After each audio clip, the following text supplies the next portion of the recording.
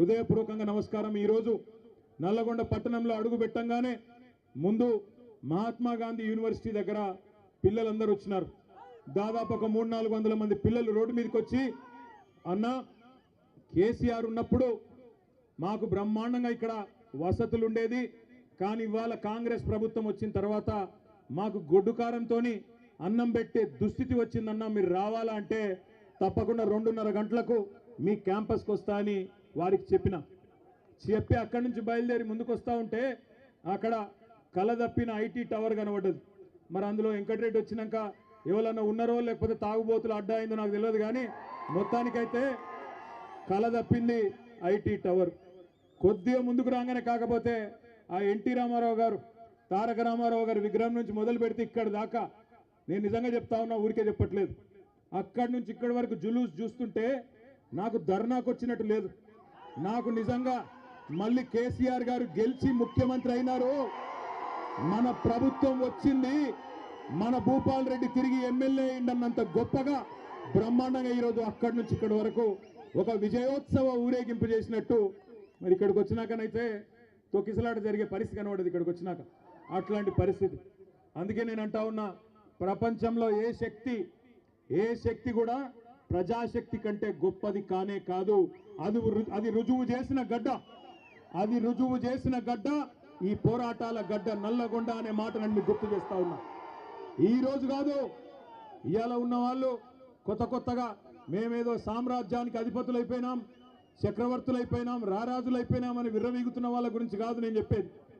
ఒకనాడు బండెనుక బండి గట్టి 16 బండ్లు గట్టి ఏ బండ్లు ఓడతావు కొడుకో నైజాము సర్కరోడా అని ఆనాడున్న నియంతను నిలదీసిన గడ్డ నల్లగొండ. అందుకే పోరాటానికి స్ఫూర్తి అయిన నల్లగొండ గడ్డకు వందనం. ఇక్కడికి విచ్చేసిన ప్రతి నల్లగొండ రైతు బిడ్డకు శిరస్సు వంచి పాదాభివందనం. కేసీఆర్ గారు తెలంగాణ ఉద్యమంలోనే ఇక్కడికి వచ్చేటప్పుడు మా సోదరుడు రసమై బాలకృష్ణ గారు గుర్తు చేస్తా ఉండే, అన్న ఒక్క మాట చెప్పాలి, నువ్వు తప్పకుండా యాద్ చేయాలి అన్నాడు. ఏందన్నా అంటే చెప్పినాడు, అన్న ఒకనాడు కేసీఆర్ గారు స్వయంగా పాట రాసిండే, పక్కన కృష్ణమ్మ ఉన్న ఫలితమేమి లేకపాయే, పాలమూరు నల్లగొండ పంటలన్నీ ఎండిపాయే అంటూ కేసీఆర్ గారే స్వయంగా కలం పట్టుకొని మరి మన నల్లగొండ దుస్థితి గురించి వర్ణించి ఆనాడు జలసాధన ఉద్యమంలో 2002-03 సంవత్సరంలోనే పాట రాసిండు అని అన్న చెప్పిండు. అనగానే పక్కనే నిరంజన్ రెడ్డి గారు అందుకొని, అదేమంటావు బాలకిషన్, అక్కడ ఉండే ఫ్లోరైడ్ పరిస్థితి గురించి కూడా కేసీఆర్ గారే పాట రాసిండు కదా, బ్రహ్మాండమైన పాట రాసిండు, సూడు నల్లగొండ గుండె నిండా ఫ్లోరైడ్ బండ అంటూ ఇక్కడ కాళ్ళు చేతులు నడుమంకర పోయిన లక్షలాది మంది గురించి కూడా కేసీఆర్ గారే రాసిండు కదా అని చెప్పి నిరంజన్ రెడ్డి గారు వెంటనే అందుకున్నారు. ఇవాళ కొంతమంది తెలిసి తెలియని మూర్ఖులు, తెలిసి కూడా తెలియకుండా అజ్ఞానంతో మాట్లాడుతున్న వాళ్ళకు ఒక మాట చెప్పాల్సిన అవసరం ఉంది. మొన్న అసెంబ్లీలో ఒక మంత్రి గారు అడుగుతాడు, ఏం చేసిండు కేసీఆర్ నల్లగొండకని అడిగిండు. నేను గుర్తు చేస్తా ఉన్నా ఆ మంత్రి గారికి, నల్లగొండ జిల్లా ముద్దు బిడ్డలందరికీ, ఇక్కడికి వచ్చిన రైతు బిడ్డలందరికీ, ఏం చేసిండు తెలంగాణను కేసీఆర్ అంటే, భారతదేశంలోనే పంజాబ్ను హర్యానాను తలదన్ని వరి పండించే విషయంలో భారతదేశంలోనే తెలంగాణను నెంబర్ 1 చేసిండు కేసీఆర్. తెలంగాణ భారతదేశానికి నెంబర్ 1 అయితే మొత్తం తెలంగాణలో నల్లగొండ జిల్లా వరిధాన్యం ఉత్పత్తిలో నెంబర్ 1 చేసిండు కేసీఆర్ అనే మాట గుర్తు చేస్తా ఉన్నా. ఎట్లా చేసిండు అంటే ఎన్నడూ కూడా మీ టైలెండ్ గ్రామాలకు ఆ ఎస్ఆర్ఎస్పి స్టేజ్ 2 కింద ఉన్న తుంగతుర్తి కావచ్చు, కోదాడ కావచ్చు, సూర్యాపేట కావచ్చు, ఎన్నడూ నీళ్లు వచ్చేది కాదు. అదేవిధంగా ఎన్ఎస్పి కింద కూడా ఎన్నడూ టైలెండ్ గ్రామాలకు నీళ్ళు ఇచ్చే పరిస్థితి లేదు. కానీ కృష్ణలో, గోదావరిలో ప్రతి ఒక్క నీటి బొట్టును ఒడిసిపట్టి అటు పాలమూరు రంగారెడ్డి ఎత్తిపోతల పథకం కట్టినా, ఇటు ప్రపంచమే ఆశ్చర్యపడే స్థాయిలో కాళేశ్వరం ప్రాజెక్టు కట్టినా, చివరి మడి వరకు, చివరి తడి వరకు నీళ్ళిచ్చిన రైతు బిడ్డ, రైతు నాయకుడు కేసీఆర్ గారు అనే మాట నేను మీకు గుర్తు చేస్తా ఉన్నా. ఇవాళ ఎవరెవరో రావచ్చు, ఏదేదో మాట్లాడచ్చు. వస్తుంటే మా చిరుమర్తి లింగయ్య గారు పెద్ద కాపర్తి ఆపిండు. లింగయ్య గారు ఆపి, అన్న జెండా ఎగిరేసి పో అన్నాడు. జెండా ఎగిరేసి కాడికి పోయినా నేను. పోతే అక్కడ ఒక రైతన్న వచ్చినాడు. వచ్చి, అన్న ఒక మాట అక్కడ చెప్పు నల్లగొండలా అన్నాడు. ఏం చెప్పాలి అంటే, ఏం లేదన్నా, మేమందరం కూడా నల్లగొండ జిల్లాలో పాలిచ్చే ఆవును వద్దనుకొని తన్నే దున్నపోతుని తెచ్చుకున్నాం, అందుకే మాకు కర్మ పట్టింది అని చెప్పమన్నాడు. ఆయన చెప్పిండు, నేను చెప్తలేను. పెద్ద కాపర్తి రైతు చెప్పిన మాట నేను చెప్తున్నా. పాలిచ్చే ఆవును వద్దనుకొని మరి ఇలా ఎగిరెగిరి తంతున్న దున్నపోతులను తెచ్చుకొని మీద పెట్టుకున్నాం. పెట్టుకుంటే ఏమొచ్చింది మీరు చూస్తున్నారు. నిన్నగాక మొన్న ముఖ్యమంత్రి గారు చాలా గొప్పగా చెప్పిండు. ఏమన్నాడు? 26 జనవరి రాత్రికే 12 గంటలకే టకీ టకీ ఏమని పడతాయి అన్నాడు. పడ్డా టకీ టకీమని పడ్డాయా? పడలేదా? 12 సార్లు కదా కేసీఆర్ ఇచ్చింది. యాసంగికి వానకాలానికి లెక్క పెట్టుకుంటూ పోతే 6 ఏళ్లు నిరాటంకంగా మీరు అడగాల్సిన అవసరం లేకుండా, ఎన్నికల్లో మీ ఓట్ల కోసం జూటా మాట చెప్పకుండా కేసీఆర్ గారు ఆనాడు రైతుల మీద ఉన్న ప్రేమతో ఒకవైపు రుణమాఫీ చేయంగానే ఇక ఈ పైసలు ఖచ్చితంగా మళ్ళీ రైతులకు వేయాలని చెప్పి ఆనాడు 2017 సంవత్సరంలో భారతదేశంలోనే మొట్టమొదటిసారిగా స్వాతంత్రం వచ్చిన తర్వాత రైతు బంధు పథకం పెట్టిండు. ఆ ఒక్క రైతు బంధు పథకంలోనే కేసీఆర్ గారి ప్రభుత్వం మీ ఖాతాల్లో వేసింది 73,000 కోట్ల రూపాయలు 11 విడతలుగానే మాట నేను మీకు గుర్తు చేస్తా ఉన్నా. 73,000 కోట్లు వేసినప్పుడు కేసీఆర్ గారు ఎన్నడూ ఇట్లాంటి విన్యాసాలు చేయలే. టకీ టకీమని పడతాయని డైలాగులు కొట్టలే. కానీ తెల్లారి ఫోన్ తీయంగానే బ్రహ్మాండంగా రైతుల ఖాతాల్లో టింగు టింగు అనుకుంటా రైతు బంధు బ్రహ్మాండంగా డబ్బులు పడేది. కానీ ఈ ముఖ్యమంత్రి, ఈ కాంగ్రెస్ పార్టీ వీళ్ళెవ్వరు మీకు కొత్తోళ్ళు కాదు. నిజానికి 55 ఏళ్ళు చూసిన వాళ్ళే ఈ నల్లగొండ జిల్లాలో తాగునీటికి ఇబ్బంది అయ్యి ఆఖరికి మన పిల్లల బొక్కల్లో మూలుగా చచ్చిపోయేందుకు కారణమే కాంగ్రెస్. నల్లగొండ జిల్లా బిడ్డలు జీవోత్సవాలుగా మారినంటే దానికి కారణమే కాంగ్రెస్. నల్లగొండ రైతులు అవస్థపడ్డారంటే దానికి కారణమే కాంగ్రెస్. అందుకే మిమ్మల్ని మోసం చేయడానికే కొత్త కొత్త మాటలు, కొత్త కొత్త వేషాలు వేసుకొని కొత్త సీసాలో పాత సారా అన్నట్టు మళ్ళా బయలుదేరినారు. ఎన్నికలకు ముందు చెప్పినాం మేము వచ్చి మీకు అన్నాడు, అన్న కాంగ్రెస్ వాళ్ళు గెలిస్తే రైతు బంధుకు రామ్ రామ్ అంటారు, యాది పెట్టుకోండి అని నేను చెప్పిన. అదేవిధంగా పెద్దలు కేసీఆర్ గారు ప్రతి నియోజకవర్గంలో చెప్పిండ్రా లేదా? ఇవాళ రైతు బంధు సంవత్సరం దాటిపోయింది, 14 నెలలైంది, రూపాయి ఇయ్యలేదు రైతు బంధు. మొట్టమొదటిసారి ఆనాడు కేసీఆర్ ప్రభుత్వమే ఎలక్షన్ల ముందు ఇద్దామని పెడితే ఆ రోజు రేవంత్ రెడ్డి ఉత్తరం రాసి ఆపిండు. ఉత్తరం రాసి ఎలక్షన్ కమిషన్కు ఆపిండు. ఇప్పుడు రైతు బంధు పైసలు వేస్తే మళ్ళా రైతులు కేసీఆర్కే ఓట్లేస్తారు, ఆపాలని చెప్పి ఆపితే అప్పుడు మనం పైసా జమ చేసి పెట్టిన 7,600 కోట్లు అట్లే ఆగిపోయినాయి. ఎలక్షన్ అయిన తర్వాత పార్లమెంట్ ఎలక్షన్ ముందు సహజంగా కేసీఆర్ గారు ఉన్నప్పుడేమో నాట్లేసేటప్పుడు రైతు బంధు పడుతుండే. కానీ రేవంత్ రెడ్డి వచ్చిన తర్వాత ఒకసారి మాత్రమే రైతు బంధు పడుతుంది. ఎప్పుడు అది? నాట్లప్పుడు కాదు, ఓట్లప్పుడు పడుతుంది. పార్లమెంట్ ఎలక్షన్ ముందు ఒకసారి వేసినట్టు చేసిండు. అది కూడా మనం దాచిపెట్టిన పైసలే. ఆ రోజు 7,600 కోట్లు అది వేసిండు. ఇప్పుడు మళ్ళీ ఎలక్షన్లు వస్తున్నాయి. జెడ్పీటీసీ ఎలక్షన్లు, ఎంపీటీసీ ఎలక్షన్లు, సర్పంచ్ ఎలక్షన్లు వస్తున్నాయి. మళ్ళా ఓట్లు దొబ్బుకోవాలి కదా. అందుకే కొత్త డ్రామా జనవరి 24కు మొదలవుతుందట, మార్చి 31 దాకా సాగుతుందట. ఒక్కసారి గుర్తుపెట్టుకోండి, మార్చి 31 అన్నాడు కానీ ఏ సంవత్సరమో చెప్పలే. మళ్ళా డబ్బల ఓట్లు పడ్డాక నేను చెప్పినా అంటాడు. ఎందుకంటే మీకు యాదికుండాలి, పెద్ద పెద్ద మాటలు చెప్పిండు ఎలక్షన్ల ముందు. ఏమన్నాడు యాదికుందా? ఎవరైతే కేసీఆర్ గారితోని రుణమాఫీ పొందినరో వాళ్ళందరూ ఎంబడ ఊరుకుండ్రి, ఎంబడ బ్యాంకుకు వండి 2 లక్షలు తెచ్చుకోండి, నేను వస్తూనే ఉన్నా. రాగానే డిసెంబర్ 9 నాడు సోనియా గాంధీ జన్మదినం సాక్షిగా ఒకటే సంతకం పెడతా, ఏకకాలంలో రుణమాఫీ చేస్తా అన్నాడు. మరి ఇలా 1 కాదు 2 కాదు 14-15 నెలలైంది. జరిగిందా రుణమాఫీ? జరిగిందా జరగలేదా? గట్టిగా చెప్పండి కొద్దిగా. జరిగిందా జరగలేదా? ఏ ఊళ్ళో కూడా చారాన కూడా రుణమాఫీ కాలే. అందుకే నేను అడిగిన అసెంబ్లీలో, రేవంత్ రెడ్డి బయట మొరుగుడు కాదు, దమ్ముంటే ఇక్కడ మాట్లాడు. ఏ ఊరుకు పోదామో పోదాంపా. నీ సొంత ఊరు కొండారెడ్డిపల్లె పోదామా? నీ సొంత నియోజకవర్గం కొడంగల్ పోదామా? ఏ ఒక్క ఊరిలో 100% మంది రైతులు కూర్చొని మాకు రుణమాఫీ అయిందని రాసిస్తే అక్కడనే రాజకీయ సన్యాసం తీసుకుంటా అని చెప్పిన అసెంబ్లీలో. కానీ నోరు తెరవడు, మాట మాట్లాడాడు. అటు చూస్తాడు, ఇటు చూస్తాడు తప్ప నోరు తెరవడు. రుణమాఫీ అన్నాడు, అది చేయలే. మొట్టమొదటి వారంలోనే మీటింగ్ పెట్టినారు. డిసెంబర్ 23లో మీటింగ్ పెట్టినారు. ముఖ్యమంత్రి రేవంత్ రెడ్డి, ఉప ముఖ్యమంత్రి బట్టి విక్రమార్క. బ్యాంకుల వాళ్ళందరినీ పిలిచిండ్రు. బ్యాంకుల వాళ్ళందరూ ఏం చెప్పిండ్రు? సార్ 49,500 కోట్లు కావాలి రుణమాఫీ చేయాలంటే చేసేద్దామన్నాడు. డైలాగ్ కొట్టిండు.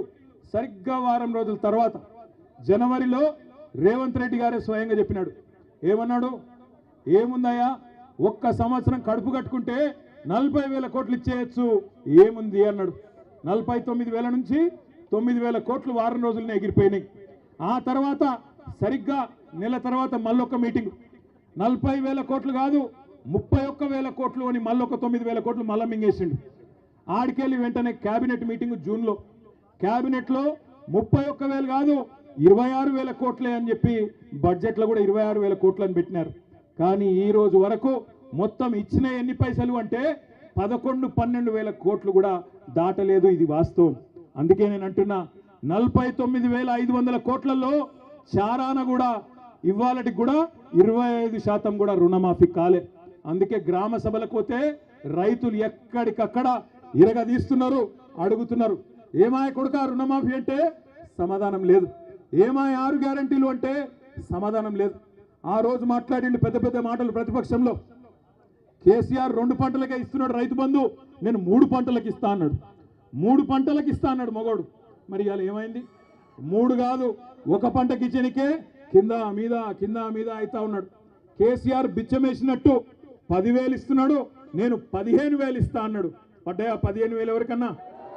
ఇవాళ మాట మార్చి సిగ్గు లేకుండా 15,000 కాదు చారిత్రాత్మక నిర్ణయం తీసుకున్నాం 12,000 ఇస్తున్నా అని సిగ్గు లేకుండా చెప్తా ఉన్నాడు. మోసం చేయడం కూడా చారిత్రాత్మకమట, రేషన్ కార్డు ఇవ్వడం కూడా చరిత్రాత్మకమట. సంవత్సర కాలం నుంచి ఈ రాష్ట్రంలో రైతులను గరీబులను సావగొడుతున్నారు. ఏంద్రా అంటే రేషన్ కార్డు కావాలంటే దరఖాస్తు, రైతు భరోసా అంటే దరఖాస్తు, కులగణన అంటే దరఖాస్తు. రాష్ట్రంలో ఎవరన్నొకరు సంతోషంగా ఉన్నారా అంటే ఒకళ్ళు ఉన్నారు. ఎవరంటే జిరాక్స్ సెంటర్లో తప్ప ఎవడు సంతోషంగా లేడు. ప్రజలకు పెట్టిన దరఖాస్తే పెట్టి పెట్టి పెట్టి పెట్టి ఆస్టకు వచ్చింది.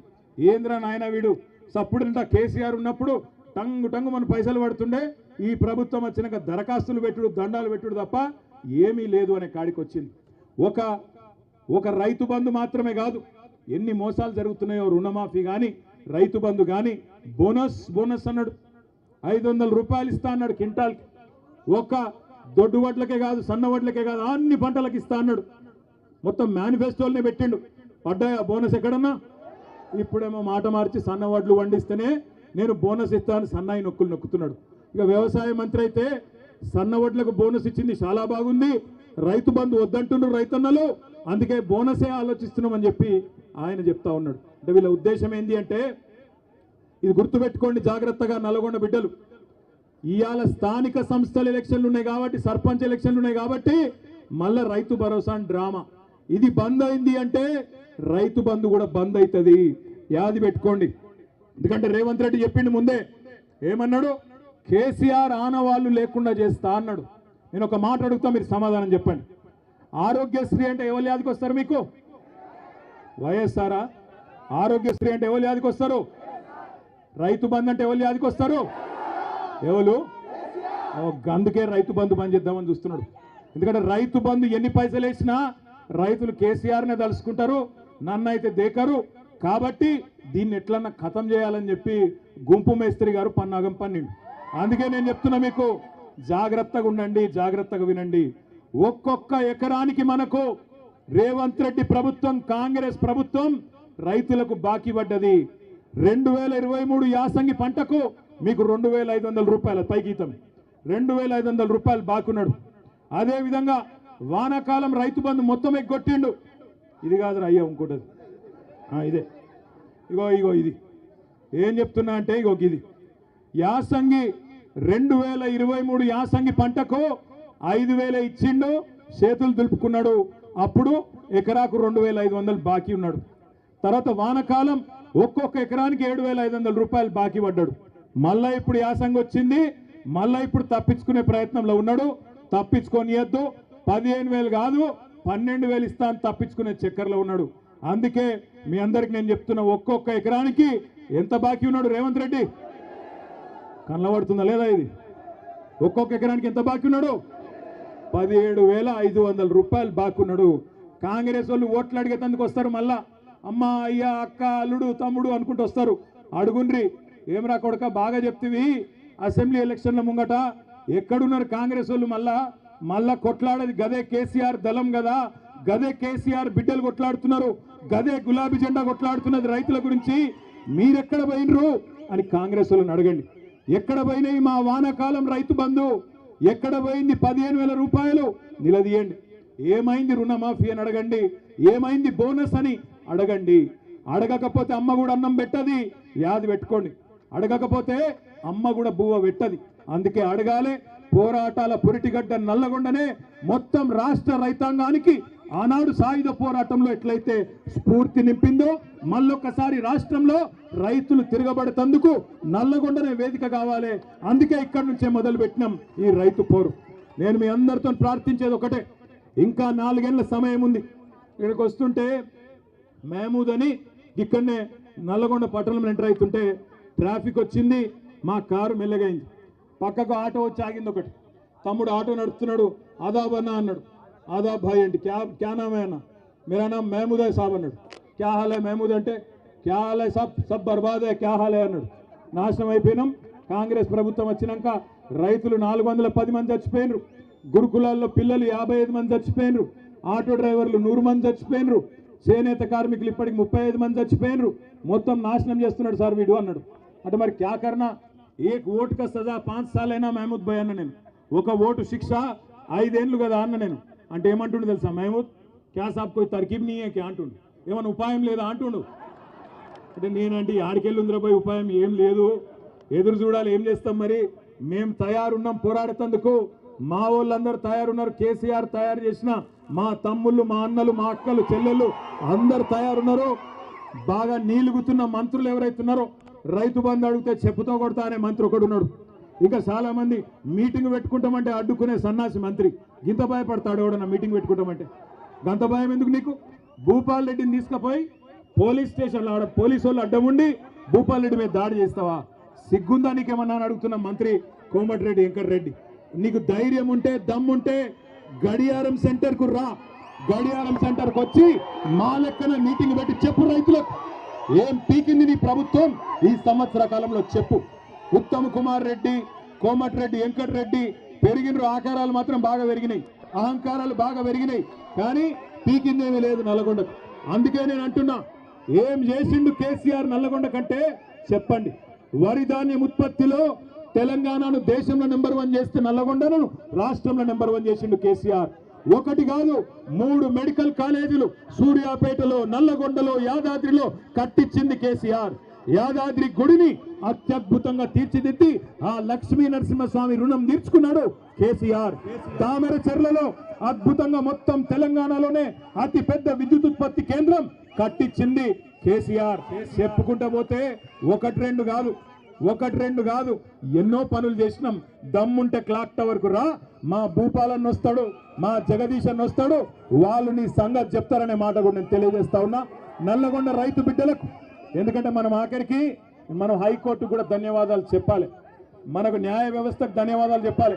ఎందుకంటే రేవంత్ రెడ్డి ప్రభుత్వం అడ్డుకునే ప్రయత్నం చేసిన హైకోర్టు, దేశంలో ఇంకా న్యాయం ఉన్నది, ధర్మం బతికే ఉంది కాబట్టి రైతుల పోరాటంలో న్యాయం ఉందని చెప్పి హైకోర్టు కూడా అంగీకరించి ఇవాళ పర్మిషన్ ఇచ్చి ఈ క్లాక్ టవర్ సెంటర్లో మనకు ఇవాళ సభ జరుపుకునే ధర్నా జరుపుకునే అవకాశం ఇచ్చినారు. ముఖ్యమంత్రి రాజ్ భవన్ ముంగట ధర్నా చేస్తేనేమో ఏం కాదట, ట్రాఫిక్ అంతరాయం కాదట. మరి ఇక్కడ క్లాక్ టవర్ కాడ మనం ధర్నా చేసుకుంటే మాత్రం నల్లగొండ రైతు బిడ్డల కోసం ఇక్కడ చాలా ఇబ్బంది అవుతుందట, వెంకటరెడ్డికి చాలా ఇన్కన్వీనియన్స్ అవుతుందట, అందుకే పర్మిషన్ ఇయ్యరట. కానీ నేను గుర్తు చేస్తా ఉన్న పోలీస్ అధికారులకు జిల్లా యంత్రాంగానికి కూడా మర్చిపోకండి, భవిష్యత్తు మళ్ళీ ఖచ్చితంగా గులాబీ జెండాలే, ముమ్మాటికి తిరిగి వస్తాం. ఇవాళ ఎవరెవరైతే కాంగ్రెస్